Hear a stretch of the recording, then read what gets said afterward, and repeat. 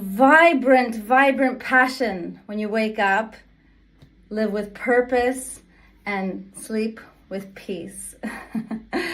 So today, do you want 4 steps to get out of a bad mood and feel calm and happy? Well, don't we all? Okay, so I'm going to give you 4 steps today to actually do that. And they're really simple and they're really helpful. I want to share with you a little story of when this came in handy very recently. So for those of you who've been watching the previous days, you know that I have a little toddler, my son. And you know, toddlers are really wonderful little beings.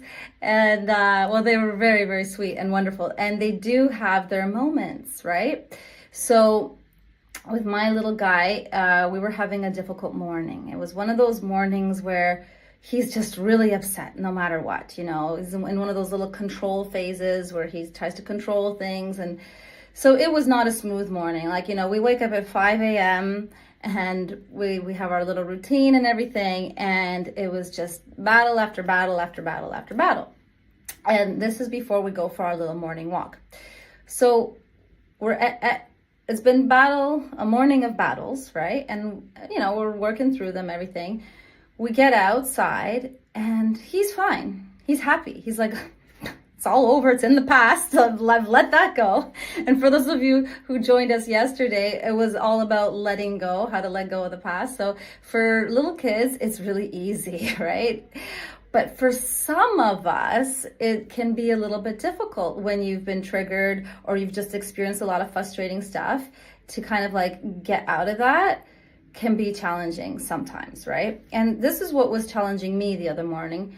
So I'm like, oh, darling, this is my mind. I'm so glad you're happy. I'm like, oh, I want to be happy too, right? I want to be happy too. But I felt like all this turmoil of like, you know, not feeling appreciated, sometimes not feeling good enough, not having a response in the moment for him or just like whatever, the tornado of emotions that happens when you go through a morning like that. But I'm like, okay, you know what? It's resolved. Everything's resolved, right? And have you ever gone to that place where it's resolved, like the person that triggered you or whatever, the situation's resolved or they've apologized or you've apologized or whatever, but like it's still kind of lingering, right? So that's kind of what was happening. And I'm just like, you know, it's a beautiful morning. I want to have a beautiful day as always, right? And so what can I do? So this is what I did, the 4-step method. Can you guess? Okay, so the first one is I gave myself comfort and grace. So the first step is to give yourself comfort and grace, okay? So what do I mean by that? We had talked about on day 4, I think it was, you know, how we could deal with a similar situation just by thinking of a happy memory, right? And this is similar. However, sometimes we're not ready to go to that happy memory. There's an internal resistance to distracting or trying to think positive, be positive. There's this inner stuck child having a tantrum inside, like, no, kind of holding on to that anger and that upset. So what's that about? Well, what's that about?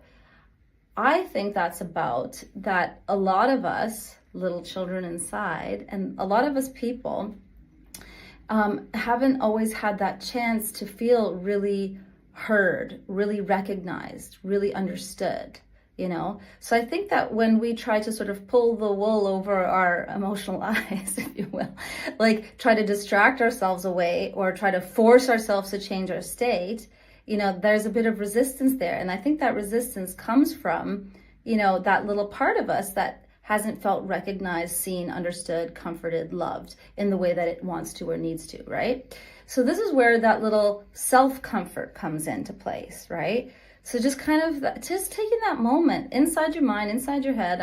I'm holding my son's hand, we're walking, and I'm just like, oh yeah, Viv, no wonder you're upset. That was a tough morning. no, it wasn't your fault. These things happen, right? This little comforting conversation in my head, right?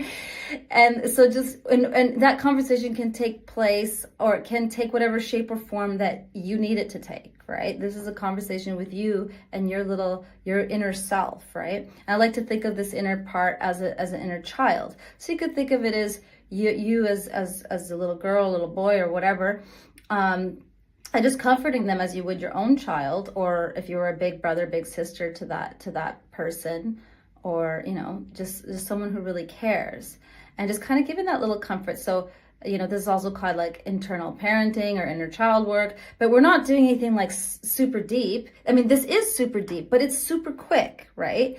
It's just literally, I took 10 seconds maybe just to kind of like, I see you, I hear you, that's valid, and I care, right? And I care. And guess what? I want you to be happy too, right? And staying in a crappy mood is not going to make you happy, right? So okay. So first step is comforting yourself, right? Comforting yourself and giving that grace to give it a little bit of time, which is the second step, actually. The second step is giving yourself a bit of time and grace with that. Like yes, and emotions sometimes have a momentum, right? And then they sometimes linger. Now, we're talking about, they often sometimes linger too long, longer than we'd like. So this is a way of speeding it up. So I said how to get from this bad mood to a good mood quickly, not instantaneously, but quickly. Now, this whole process took me about 10 minutes, okay? And so, but it can take you 2 minutes, it can take you 5 minutes, it can take you 10 minutes, right? So the first step, again, is to just comfort. The second step is to kind of give that time and grace. So I continued walking, and this is, you can bring in the third step right away, and that's mindfulness. Now it's using mindfulness in a special way. So it's about focusing on what's right in your environment versus what's wrong. I talk about this all the time, focusing on what's right versus what's wrong. What makes you feel good, what you like, what you enjoy versus what irritates you, right? So, and a really easy way to do this is to just look at your external environment. So if you're outdoors, like if you like outdoors, it's super easy. And I happen to be outdoors. So I just focused on like, oh, wow, look at the sky. It's beautiful. Or look at the trees, or look at the mountains, or look at that, or listen to the bird. Oh, I hear the bird. Oh, I really like that bird sound, right? Or like, the morning air, smell the air, or the feeling of the temperature, right? So this is using mindfulness, using it to tune into those sensory experiences, and consciously choosing the experiences that are pleasant for you, right? That make you feel calm, that make you feel happy, right? So, and then the last step is actually, this often comes naturally, and it came very naturally for me that day. So we had walked up into the park, so I was like first comforting myself, step 1, step 2, giving myself a little time, step 3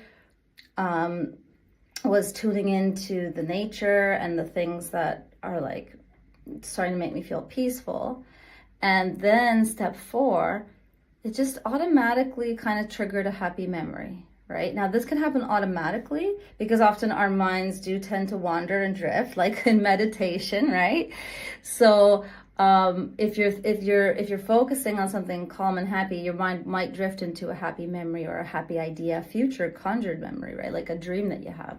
It could also be, right?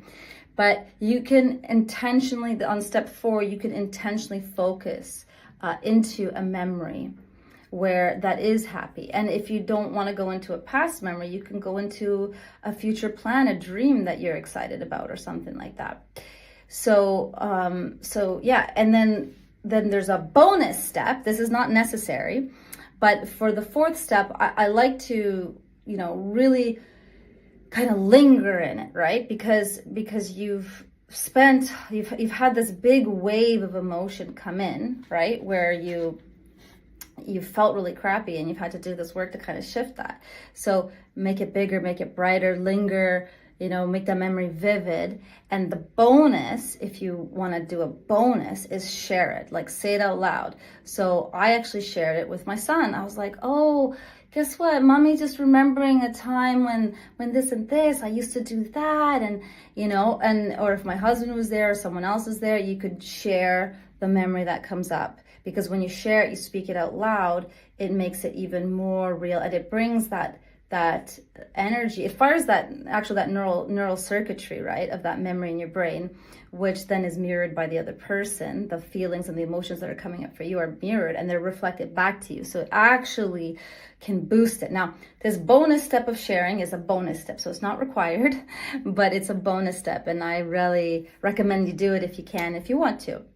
So the 4 steps, just to summarize again, to go from a mad to glad, or a crappy kind of state and mood, to something calmer, happier, relatively quickly, this can take just a few minutes, is number 1. Do you remember number 1? Do I remember number 1?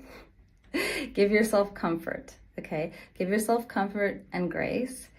Number 2, give yourself a little bit of time, right? I'm not talking about half an hour, 2 hours. No. We want to do this quickly, but you don't, give yourself that time, right? So comfort, time, and then use mindfulness to focus on a sensory experience that is giving you pleasure or calm or, happiness.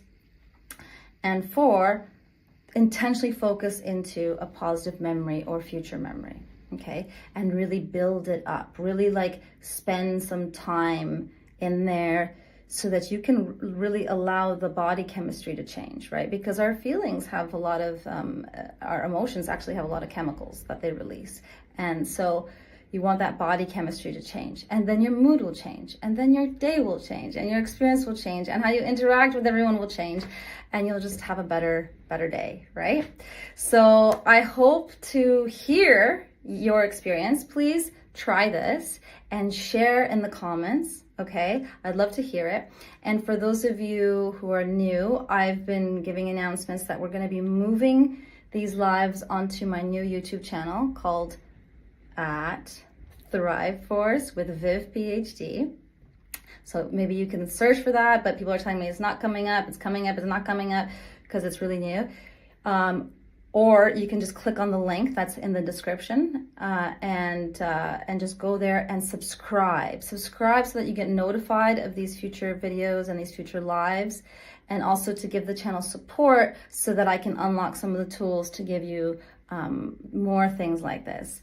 Okay, so so glad to see you here today, and I hope to see you again tomorrow. Okay, be well.